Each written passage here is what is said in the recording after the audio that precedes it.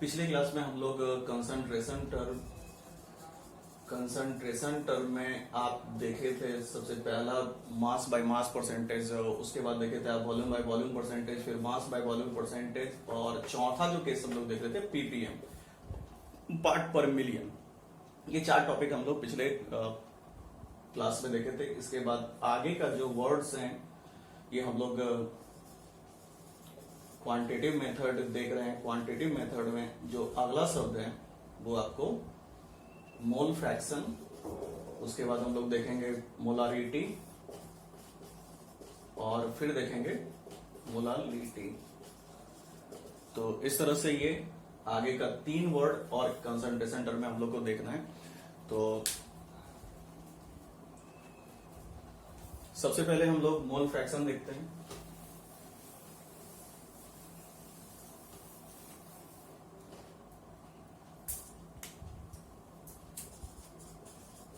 Fraction word का मतलब होता है, फ्रैक्शन वर्ड हम लोग जब भी बोलते हैं तो फ्रैक्शन वर्ड का मतलब होता है टोटल में कितना है, चाहे वो मोल फ्रैक्शन हो, चाहे मतलब मास फ्रैक्शन हो, चाहे volume fraction. Fraction word means total में कितना है। तो फ्रैक्शन से पहले मोल लगा हुआ है, तो इसका मतलब कि टोटल मोल में मोल कितना है। मतलब इसको डिफाइन करने का ये तरीका होगा, the mole of component of solution present in the mole of component of solution present in total mole of solution is called mole fraction. The mole of component of solution present in total mole of solution is called mole fraction. यानी mole fraction का formula होगा मोल divided by total mole, यानी कि आप मोल को divide कीजिए total mole से तो आपको मोल फ्रैक्शन आएगा। अगेन दोबारा सुन लीजिए, मोल फ्रैक्शन का मतलब the mole of component of solution present in total mole of solution is called mole fraction. Mole fraction का फॉर्मूला होगा मोल डिवाइडेड बाय टोटल मोल। अब इसमें हम लोग इंडिविजुअल देखते हैं कंसीडर करके। सबसे पहले मान लीजिए कि let mole of solute N1, mole of solvent N2, तो टोटल मोल हो जाएगा दोनों का सम, यानी कि N1 प्लस N2। देखिए गौर कीजिए, मोल ऑफ सॉल्यूट N1 मान लीजिए, मोल ऑफ सॉल्वेंट N2, तो टोटल मोल हो गया N1 प्लस N2। इसीलिए अब मोल फ्रैक्शन ऑफ सॉल्यूट लिखना है तो मोल फ्रैक्शन ऑफ सॉल्यूट हो जाएगा मोल of solute N1 by total mole N1 plus N2। इसको सिंबल में लिखने का तरीका ये है, इस तरह से mole fraction of solute equal to N1 by N1 plus N2। इसी तरह से जब आपको मोल फ्रैक्शन ऑफ सॉल्वेंट लिखना है तो mole of solvent divided by total mole N1 plus N2, यानी कि mole fraction of solvent equal to हो जाएगा N2 by N1 plus N2। इस तरह से और जब भी आपको मोल फ्रैक्शन कैलकुलेट करना है तो मोल डिवाइडेड बाई टोटल मोल। तो मोल फ्रैक्शन ऑफ सॉल्वेंट लिखा हुआ है तो मोल divided by total mole of solution. इसी तरह से सॉल्वेंट का मोल divided by total mole of solution. अब गौर से देखिए, यदि इन दोनों को हम लोग ऐड करते हैं, मोल fraction of solute plus mole fraction of solvent, तो 1 आता है।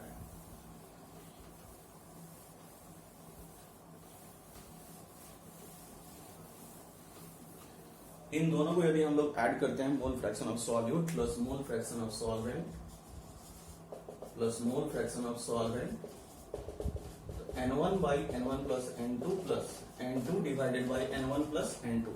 और कीजिए बेस सेम है, N1 प्लस N2, ऊपर में भी N1 प्लस N2 कैंसिल होकर के 1 आया। मतलब कि मोल फ्रैक्शन ऑफ सॉल्यूट और मोल फ्रैक्शन ऑफ सॉल्वेंट का सम 1 होगा। तो यहां से हम लोग जो मेन आपको एनालिसिस 2 बातें याद रखना है। एक तो मोल फ्रैक्शन का सम 1 होता है, यानी कि mole fraction of solute plus mole fraction of solvent equal to 1। ये याद रखिएगा। यदि आपको मान लीजिए कि मोल फ्रैक्शन ऑफ सॉलिड मालूम है तो मोल फ्रैक्शन ऑफ सॉल्वेंट पता करने के लिए आप 1 माइनस कर देंगे, मतलब इसको इस तरफ लेकर के चले जाएंगे।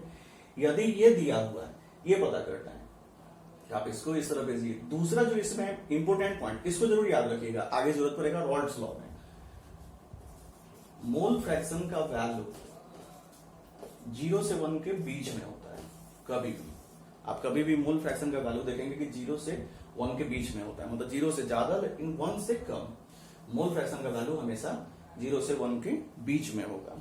तो ये दो बातें याद रखिए। एक बात और, जैसे हम लोग मोल फ्रैक्शन बोलते हैं उसी तरह से हम लोग मास फ्रैक्शन, वॉल्यूम फ्रैक्शन भी बोल सकते हैं। मास फ्रैक्शन आपको पता करना है तो mass divided by total mass, मतलब मास को डिवाइड कर दीजिए टोटल मास से, इस तरह से। इसी तरह से यदि आपको वॉल्यूम फ्रैक्शन पता करना है तो वॉल्यूम फ्रैक्शन इक्वल टू हो जाएगा volume divided by total volume, मतलब जब इसका भी आपको फ्रैक्शन पता करना है टोटल से भागा दे दीजिए। तो इस तरह से ये मोल फ्रैक्शन का एनालिसिस हुआ। इसके न्यूमेरिकल पे हम लोग आगे आते हैं। इसका जो कंसंट्रेशन टर्म से जुड़ा हुआ जो लास्ट दो फैक्टर्स हैं उसको हम लोग एक साथ पढ़ेंगे। लास्ट दो फैक्टर में है एक मोलरिटी और दूसरा मोलालिटी। एक मोलारिटी है, दूसरा मोलालिटी। मोलारिटी को हम लोग मोलर कंसंट्रेशन भी कहते हैं और मोलालिटी को मोलर कंसंट्रेशन भी कहा जाता है। तो ये मोलारिटी या मोलर कंसंट्रेशन, मोलारिटी या मोलर कंसंट्रेशन। मोलारिटी को डिफाइन पहले करते हैं फिर फॉर्मूला लिखेंगे। इन दोनों को गौर से सुनिए। मोलारिटी का मतलब होता है mole of solute present in total volume of solution. Mole of solute present in total volume of solution. Mole of solute present in total present in per litre volume of solution. इसी तरह से हम लोग molality को define करेंगे। Mole of solute present in per kilogram of solution, sorry solvent. तो molarity define हुआ mole of solute present in per litre volume of solution, mole of solute present in per kilogram of solvent. यानी कि इस तरफ मास है, इस तरफ volume है। Per litre of volume of solution, per kilogram mass of solvent, इस तरह से। यानी कि इसका फॉर्मूला होगा molarity equal to mole of solute divided by, मतलब मोल ऑफ सॉल्यूट को आप भागा दीजिए वॉल्यूम ऑफ सॉल्यूशन से। ध्यान ये याद रखना है कि वॉल्यूम ऑफ सॉल्यूशन लीटर में होना चाहिए। इस तरफ इसी तरह से हम लोग मोलालिटी का फॉर्मूला लिखेंगे। मोल of solute divided by mass of solvent kilogram. देखिए इस तरफ molarity mole of solute divided by volume of solution, molarity mole of solute divided by mass of solvent kilogram में, और वॉल्यूम ऑफ सॉल्यूशन जो होगा वो litre में। मतलब वॉल्यूम ऑफ सॉल्यूशन जब आपको लिखना है तो वो हम लोग लीटर में लिखेंगे इस तरह से। अब मोल की जगह पे आप यदि मास लिखना चाह रहे हैं तो mass of solute divided by volume of solution और into molar mass of solute. यदि मोल की जगह पे आप मास के टर्म में लिखना चाह रहे हैं तो इस तरह से लिखेंगे मास ऑफ सॉल्यूट ग्राम में divided by molar mass of solute into volume of solution litre में। इस तरफ इसी तरह से हम लोग मोल ऑफ सॉल्यूट की जगह पे मास of solute divided by molar mass of solute into mass of solvent in kilogram, इस तरह से। मतलब इसका फॉर्मूला होगा मास of solute divided by molar mass of solute into volume of solution litre में, और इसका जो फॉर्मूला होगा मास of solute divided by molar mass of solute into mass of solvent kilogram में। अब हम लोग यूनिट देखते हैं।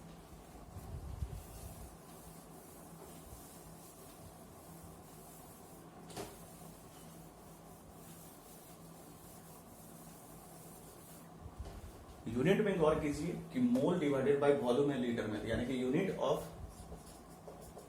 मोलारिटी हो जाएगा मोल पर लीटर या कैपिटल एम, और यूनिट ऑफ मोलारिटी हो जाएगा मोल पर किलोग्राम या small M, capital M molarity, small M molarity.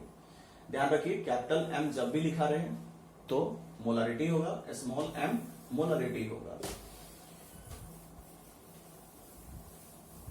जैसे आपको कहीं भी लिखा हुआ है इस तरह से 1 कैपिटल एम सॉल्यूशन, तो इसका मतलब क्या हुआ, कैपिटल एम लिखा हुआ है तो कैपिटल एम मतलब मोलारिटी, मोलारिटी मतलब मोल इन पर लीटर, यानी कि इसको हम लोग किस तरह से लिख सकते हैं 1 मोल पर लीटर सॉल्यूशन।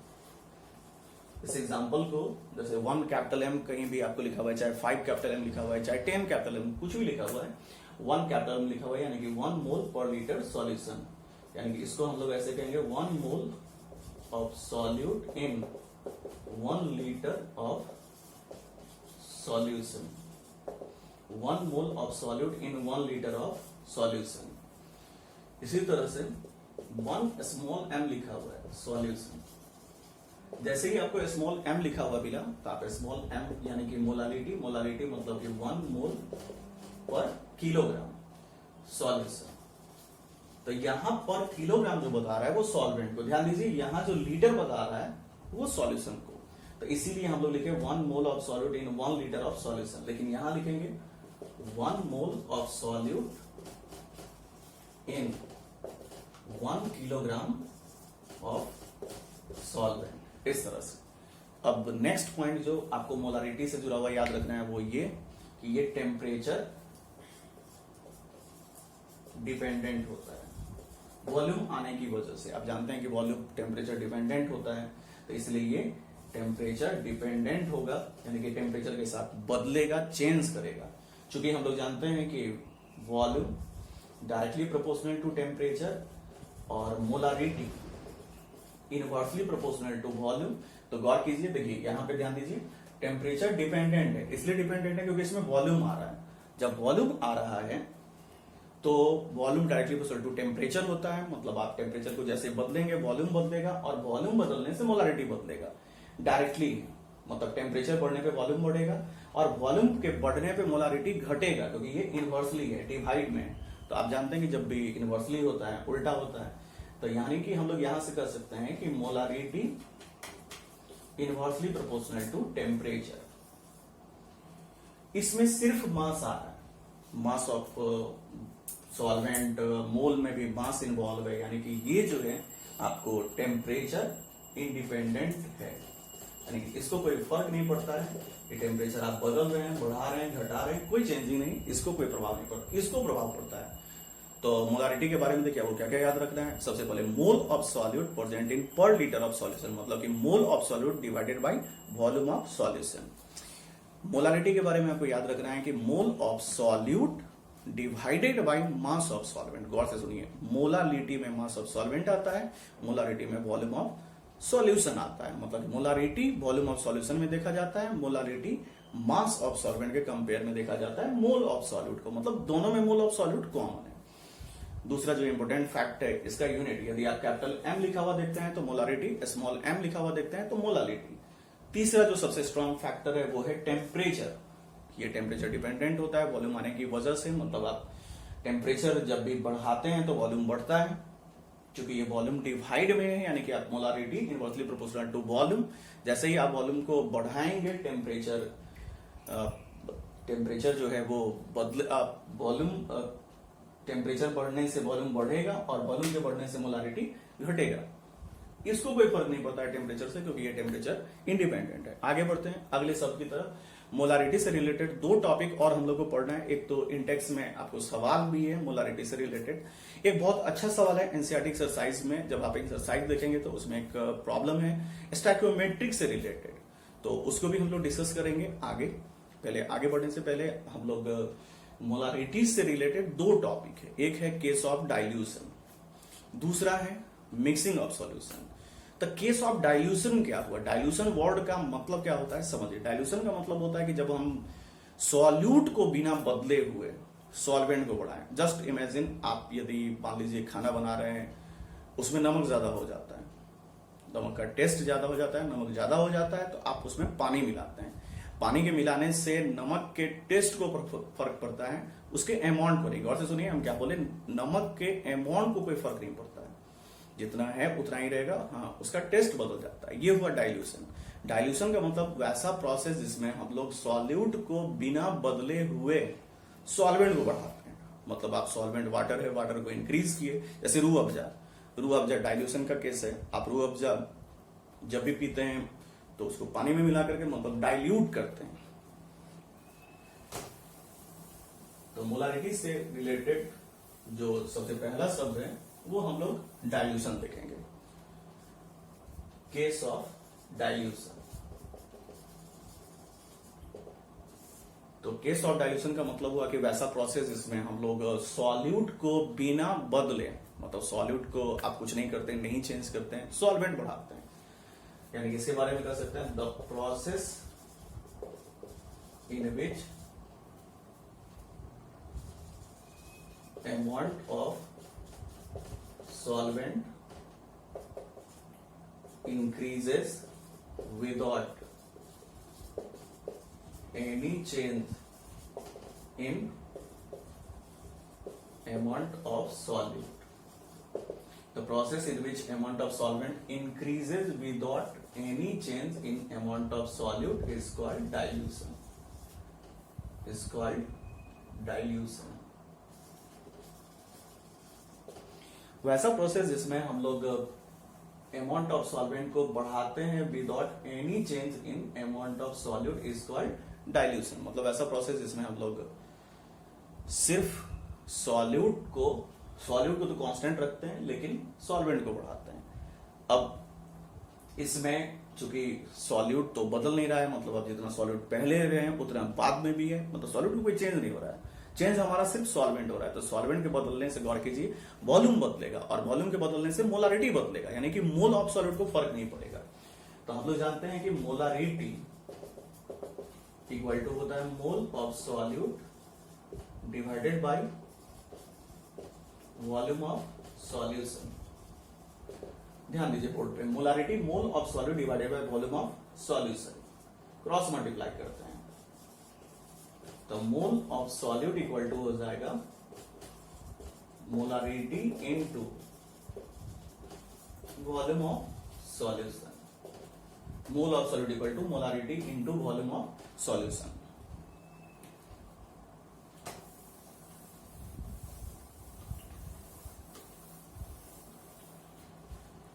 मान लीजिए कि लेट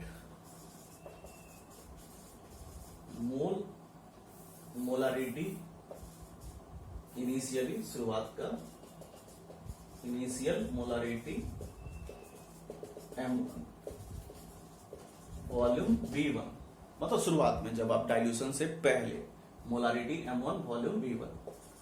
तो मोल ऑफ सॉल्यूट जो है, अभी जैसा कि पीछे हम लोग देखें मोलारिटी इंटू वॉल्यूम, यानी कि M1 into V1, molarity into volume. अब डाइल्यूशन के बाद, after dilution, final molarity M2 volume V2। तो mole of solute M2 into V2।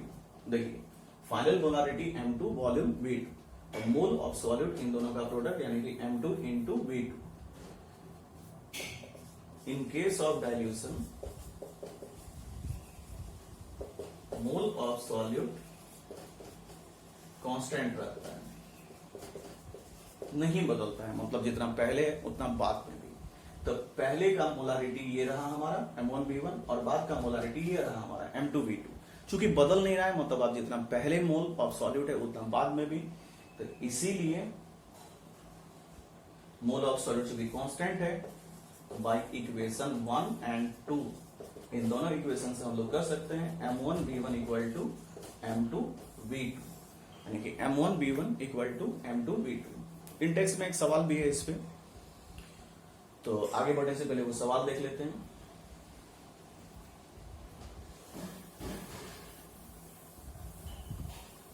या फिर इसको पहले लास्ट कर देते हैं, उसके बाद ही न्यूमेरिकल पे आएंगे, पहले इसको कंप्लीट कर देते हैं।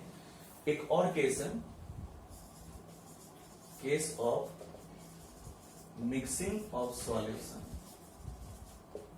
मतलब सॉल्यूशन को मिलाना, मतलब 2-3 सॉल्यूशन जो नॉन रिएक्टिव हो, मतलब ऐसा नहीं कि वो रिएक्ट कर जाए, नॉन रिएक्टिव सॉल्यूशन को आप मिला रहे हैं, एक से ज्यादा सॉल्यूशन को, 2 सॉल्यूशन को, 3 सॉल्यूशन को, तो case of mixing of solution. यहां ध्यान रहे सॉल्यूशन कैसा होगा, नॉन रिएक्टिंग, रिएक्ट नहीं करना चाहिए, मतलब ऐसा सॉल्यूशन नहीं होना चाहिए कि रिएक्ट कर जाए, रिएक्शन में भाग नहीं लेना चाहिए।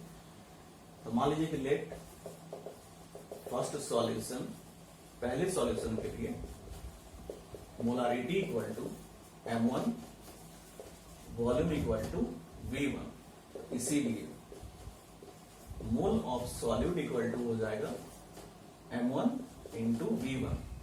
सेकेंड सॉल्यूशन लिए,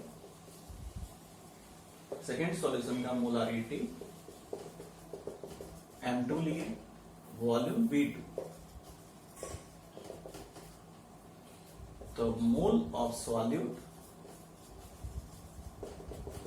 M2 इंटू V2। अब इन दोनों सॉल्यूशन को हम लोग क्या कर रहे हैं, मिला रहे हैं, मतलब दोनों सॉल्यूशन को हम लोग मिक्स कर रहे हैं। तो टोटल बाय मिक्सिंग, मतलब दोनों को मिलाने पे, by mixing first and second solution, मतलब पहला सॉल्यूशन और दूसरे सॉल्यूशन को जब आप मिलाते हैं, मिक्स करते हैं, by mixing first and second solution, दोनों सॉल्यूशन को जब आप मिला रहे हैं, तो टोटल मोल ऑफ सॉल्यूट मिलाने के बाद, मतलब पहले से हम लोग को इतना मोल ऑफ सॉल्यूट आया, दूसरे से इतना आया, तो M1 into V1 plus M2 into V2। अब टोटल वॉल्यूम, तो पहले का V1 दूसरे का V2, यानी कि V1 प्लस V2 दूसरे सॉल्यूशन का। अब हम लोग क्या करते हैं, दोनों को जब मिक्स कर रहे हैं,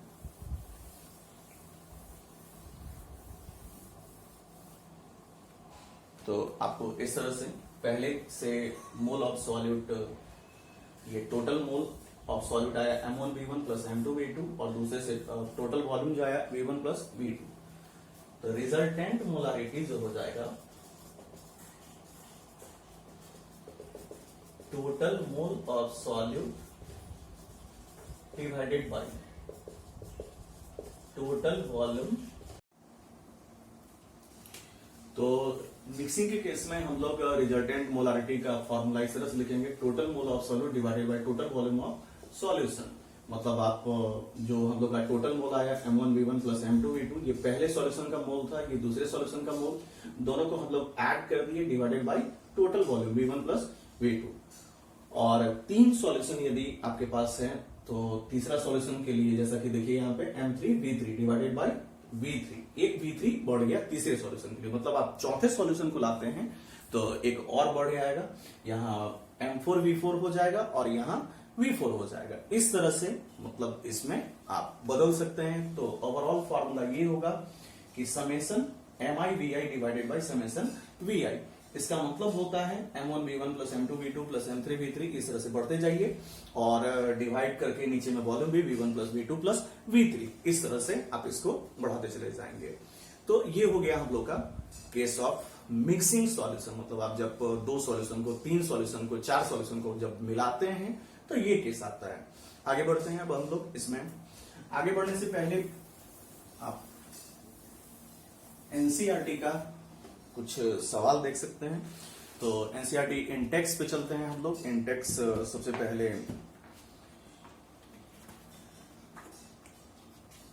2.1 इंडेक्स से 2.1 से लेकर के 2.5 तक आप बना सकते हैं। तो सबसे पहले हम लोग पेज ये 39 एनसीईआरटी बुक 2.1 से लेकर के 2.5 तक चेक करते हैं। इसमें शुरुआत के 4 सवाल बेसिक फॉर्मूला से हैं और अंतिम जो 2.5 है वो आपको कन्वर्सन टर्म, जो कन्वर्टिंग टर्म है कि मतलब एक कंसंट्रेशन टर्म दिया हुआ है उसको दूसरे में कैसे बदलें, उससे सवाल है। तो पहला सवाल देखिए 2.1 एनसीईआरटी। 2.1 एनसीईआरटी में आप सवाल देखिए, calculate the mass percentage of benzene and carbon tetrachloride if 22 gram of benzene is dissolve in 122 gram of carbon tetrachloride. मतलब 22 ग्राम बेंजीन है और 122 ग्राम कार्बन टेट्राक्लोराइड है। हमारे पास दो कंपाउंड है इसमें, 22 gram of benzene plus 122 gram of carbon tetrachloride. CCl4 formula होता है कार्बन टेट्राक्लोराइड का। ये कम है, ये ज्यादा है, तो ये आपका सॉल्यूट हो गया और ये जो है सॉल्वेंट हो गया। मतलब पहला वाला जो है ये सॉल्यूट और दूसरा सॉल्वेंट, तो ये कम है तो ये सॉल्यूट, ये ज्यादा है तो सॉल्वेंट। तो हम लोग को मास परसेंटेज पता करना है इस सवाल में। जैसा कि सवाल आप एनसीईआरटी की किताब है तो देख रहे होंगे, ये बेंजीन का मास परसेंटेज पता करना है, मतलब इसका जिसका 22 ग्राम है। तो मास ऑफ सॉल्यूशन, जैसा कि हम लोग जानते हैं कि मास ऑफ सॉल्यूशन दोनों का सम होता है, यानी कि सॉल्यूट और सॉल्वेंट का। सॉल्यूट का मास 22 ग्राम है, सॉल्वेंट का मास 122 ग्राम है। तो 22 प्लस 122 यानी कि 144 ग्राम आपको मास ऑफ सॉल्यूशन आया। अब हम लोग को पता करना है ये मास परसेंटेज बेंजीन का, तो W/W% of benzene equal to, तो mass of benzene 22 gram, mass of solution 144 ग्राम, तो 22 डिवाइडेड बाय 144 इंटू 100। इसको हम लोग सॉल्व कर लेंगे, जो आंसर आएगा उसको लिख लेंगे। आगे बढ़ते हैं दूसरे सवाल पे। Calculate the mole fraction of benzene in solution containing 30% by mass in carbon tetrachloride. 30% by mass benzene का है कार्बन टेट्राक्लोराइड में। ये दूसरा सवाल है एनसीईआरटी का।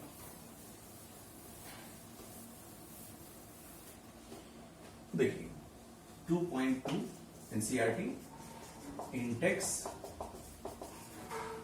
तो इसमें आपको 30% by mass in carbon tetrachloride, mole fraction of benzene in 30%। हम लोग को मास परसेंटेज ऑफ बेंजीन दिया हुआ है 30%, तो mass percentage of carbon tetrachloride 70% हो जाएगा। परसेंटेज है, इस सवाल में हम लोग क्या करेंगे, मान करके बनाएंगे। मतलब मान लेंगे कि mass of solution 100 gram, let mass of solution 100 gram, तो मास ऑफ बेंजीन, ये जो बेंजीन है 30% है, 100 ग्राम हम लोग माने। एक बात ध्यान रखेंगे, जब भी परसेंटेज वाला सवाल हो कभी भी तो उसे मान करके बनाएंगे आप 100 ग्राम। हाँ, एक्स मान करके भी बना सकते हैं, ऐसा कुछ है नहीं। आप 100 मान करके बनाइए, जल्दी बनेगा। तो मास परसेंटेज ऑफ बेंजीन 30% है, तो 100 ग्राम मास ऑफ सॉल्यूशन है। इस 100 ग्राम में 30% हमारा बेंजीन है, तो 30 ग्राम बेंजीन हो गया। मास ऑफ CCl4 70 ग्राम हो जाएगा। हम लोग को मोल फ्रैक्शन पता करना है, जिसके लिए मोल चाहिए, आपको कैलकुलेट करना है इस सवाल में मोल फ्रैक्शन। तो पहले मोल पता करते हैं। मोल ऑफ बेंजीन 30 ग्राम मास है, इसको डिवाइड करेंगे इसके मोलर मास से, क्योंकि मास दिया हुआ है और मोल पता करने के लिए मास को हम लोग डिवाइड करते हैं मोलर मास से। तो 30 ग्राम बेंजीन का फॉर्मूला C6H6, इसमें 6 कार्बन और 6 हाइड्रोजन है। कार्बन का मोलर मास ये 12 ग्राम होता है। तो इस तरह से आपका मोलर मास हो जाएगा 78। फिर से सुन लीजिए, 78 से क्यों डिवाइड किए, आपको चाहिए मोल बेंजीन का। मास 30 ग्राम दिया हुआ है, डिवाइड करेंगे 78 से, जो बेंजीन का मोलर मास है। कैसे, तो बेंजीन का फॉर्मूला C6H6 होता है, कार्बन का मोलर मास 12 होता है। तो 12 को 6 से मल्टीप्लाई कीजिए और उसमें ऐड कीजिए 6 हाइड्रोजन का मोलर मास। तो इस तरह से 12 और ये आपको 78 आया। CCl4 पे चलते हैं। मोल ऑफ CCl4 जिसका मास दिया हुआ है 70 ग्राम, तो आप 70 को डिवाइड करेंगे इसके मोलर मास से, जिसमें 1 कार्बन और 4 क्लोरीन है। तो कार्बन का मोलर मास 12 होता है, क्लोरीन 4 है, जो 4 इंटू 35.5 यानी कि 35.5 क्लोरीन का मोलर मास है। इसलिए हम लोग 4 से मल्टीप्लाई करके यहां लिखे हैं। तो 12 प्लस 35.5 को 4 से मल्टीप्लाई करना है, तो आपको ये हो जाएगा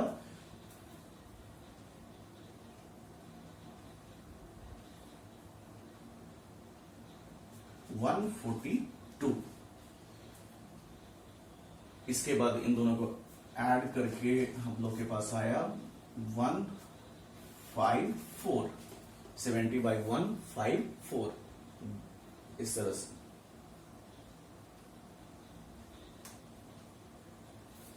अब मोल फ्रैक्शन बेंजीन का पता करना है, तो mole fraction of benzene equal to होगा, बेंजीन का मोल फ्रैक्शन पता करना है, फॉर्मूला होता है जिसका मोल फ्रैक्शन पता करना है, उसका मोल डिवाइडेड बाय टोटल मोल, मतलब कि मोल को डिवाइड करेंगे टोटल मोल से।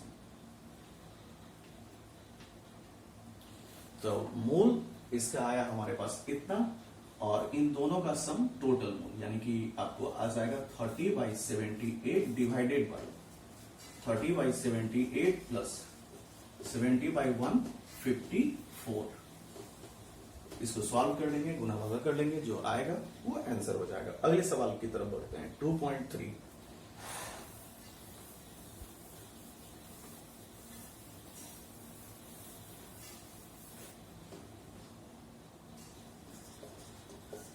2.3 में हम लोग को मोलारिटी पता करना है। तो अलग अलग सवाल में पहला सवाल है 30 gram of CONH3 whole two 6H2O in 4.3 litre of solution. और दूसरा सवाल है डाइल्यूशन का, डाइल्यूटेड। सवाल पढ़िए, बी जो है 2.3 का इंटेक्स एनसीईआरटी। इस 30 millilitre of 0.5 capital M H2SO4 diluted to 500 millilitre. गौर कीजिए, पहले 30 मिलीलीटर था और उसको बढ़ा करके 500 मिलीलीटर पहुंचाया गया, मतलब इंक्रीजमेंट हुआ वॉल्यूम में। और जब भी वॉल्यूम बढ़ता है, हम लोग डाइल्यूशन जानते हैं, अभी अब कुछ देर पहले ही बताया गया था डाइल्यूशन के बारे में। तो पहले देखते हैं ए सवाल। इसमें ए में है 30 gram of CONO3 whole two 6H2O in 4.3 litre, in 4.3 litre of solution. 30 gram of CONO3 whole two 6H2O in 4.3 litre of solution. ये हम लोग को वॉल्यूम दिया हुआ है, ये मास ऑफ सॉल्यूट, मोलारिटी पता करना है। मोलारिटी का फॉर्मूला होता है मास of solute divided by molar mass of solute into mass of solute divided by molar mass of solute into volume of solution.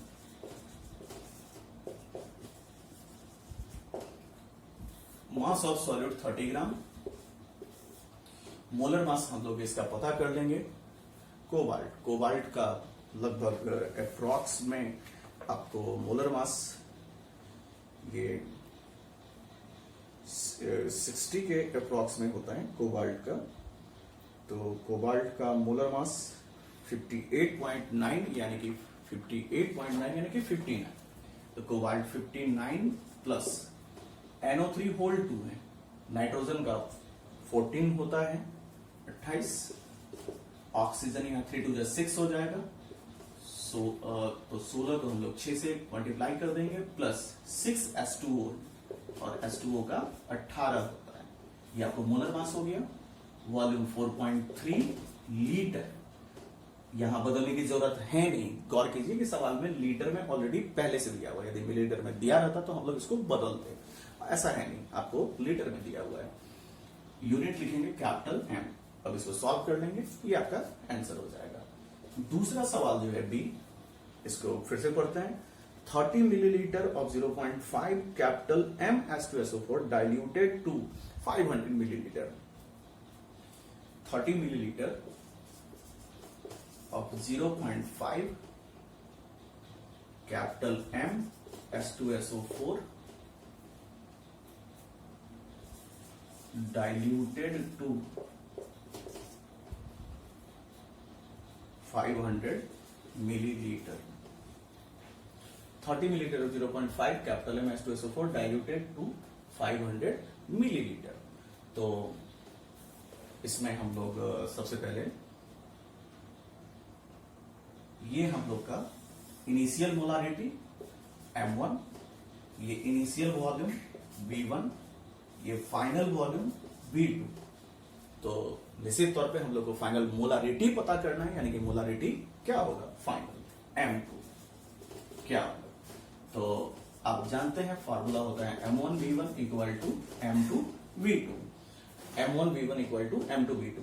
Volume का सेम यूनिट है, बदलने की जरूरत नहीं, बस ध्यान रखेंगे मिलीलीटर मिलीलीटर है। हाँ, यदि अलग रहता, मान लीजिए कि यहाँ पे लीटर रहता है, यहाँ मिलीलीटर रहता, तब हम बदलते, ऐसा तो है नहीं, सेम है तो बदलने की जरूरत है नहीं। तो आप यहाँ M1 की जगह पे 0.5 लिखेंगे, V1 की जगह पे 30 लिखेंगे, M2 की जगह पे आपको पता करना है M2, और V2 जो है वो 500 है, तो 500 यहां लिख दिए। इसको इस तरफ भेजिए, मिलीलीटर मिलीलीटर कैंसिल हो जाएगा क्योंकि दोनों तरफ मिलीलीटर है। तो इसीलिए M2 इक्वल टू 0.5 इंटू 30/500। तो ये आपका आंसर हो गया। आगे आप इसमें 2.4 2.5 बनाने की कोशिश करेंगे। फिर हम लोग 2.1 से लेकर के एनसीईआरटी एक्सरसाइज में 2.1 से लेकर के 2.9 तक, 2.1 से लेकर के 2.9 तक, मतलब 9 सवाल और उधर का 2 सवाल, 11 सवाल कुछ हम लोग बनाएंगे। कन्वर्सन टर्म देखते हैं।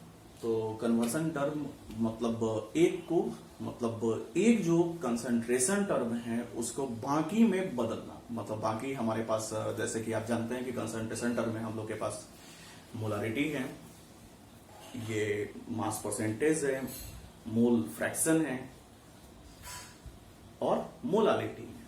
तो हम लोग एक, जैसे कि मास परसेंटेज दिया हुआ है तो उसको बाकी 3 में कैसे बदलें, या मोलारिटी दिया हुआ है तो बाकी 3 में कैसे बदलें, या मोलारिटी है तो बाकी 3 में कैसे बदलें। तो पहला केस हम लोग देखते हैं, फिर हम लोग आगे के सवाल पे आएंगे।